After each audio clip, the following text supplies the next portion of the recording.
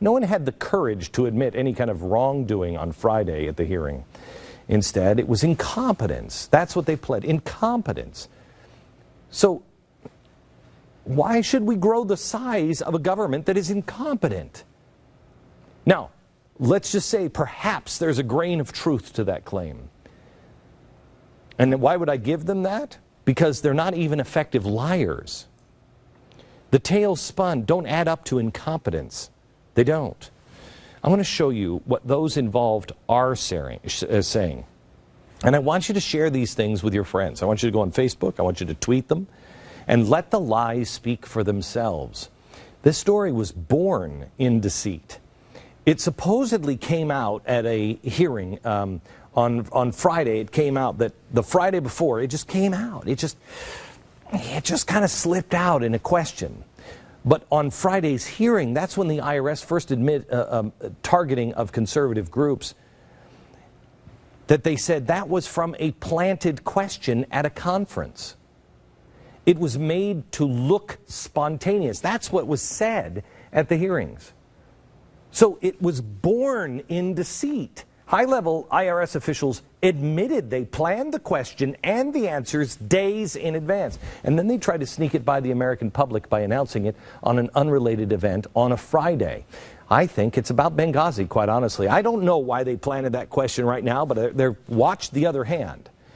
And the statement itself was false. When they did leak it, and they planted the question, in the statement, Lois Lerner, this woman, tried to target the Tea Party groups because she said it was, well, the Supreme Court. They ruled on that big 501c4 case, Citizens United. And because of that, she said, the Tea Party applications more than doubled after that ruling, and so they're just responding to that. But that's not true. The truth is, the targeting began 3 months before the Citizens United court ruling. And the increase in applications didn't come until many, many months after the court ruling. So there's no possible way the court ruling had anything to do with the targeting of Tea Party and 9/12 groups. Lerner also claimed that she only heard about the targeting from press reports. But that's not true. The truth is, she was briefed on the issue on June 29th, 2011. Almost 2 years ago. Where was she at the hearing? Her story is so factually incorrect that even the Washington Post gave her a bushel of Pinocchios. Acting Commissioner Stephen Miller. This guy is offensive. He testified that he believed the targeting happened because of the Citizens United ruling. We just showed you that was 100% false. Here's what he said. I think that what happened here was that foolish mistakes were made by people trying to be more efficient in their workload selection. That is such... I'm sorry. Name the employee of the federal government who is like, I think I'm going to become more efficient. Come on. Miller went on to call their actions intolerable and a mistake, but not illegal. He gave this explanation for tendering his resignation.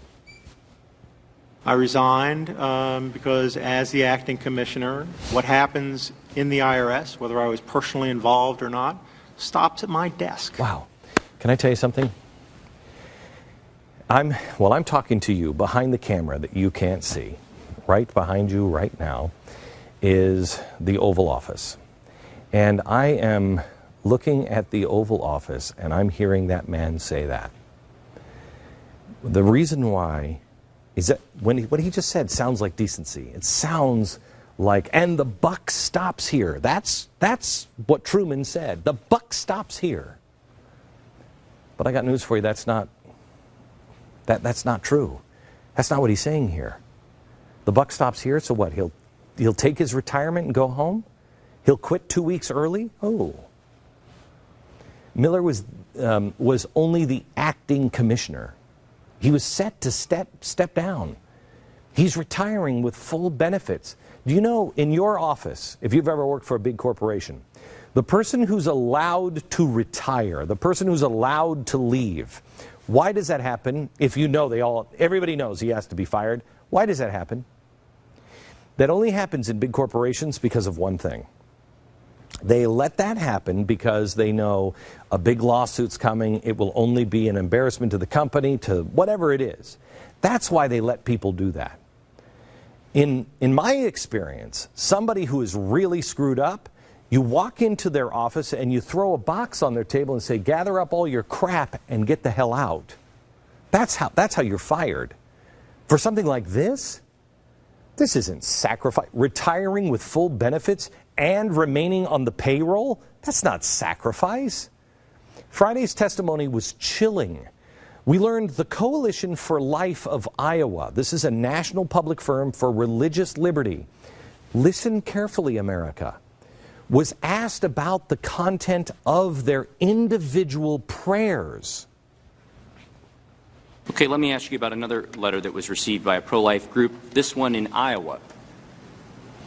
Their question specifically asked from the IRS to the Coalition for Life of Iowa, quote, please detail the content of the members of your organization's prayers. Would that be an appropriate question to a 501c3 applicant? The content of one's prayers.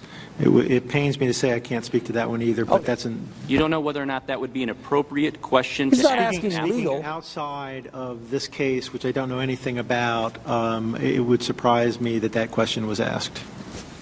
He won't even say that's inappropriate. This is really serious, America. It's a serious abuse of power. And it's not even being taken seriously. I mean, they react with what appears to be mockery and a contempt of your fears.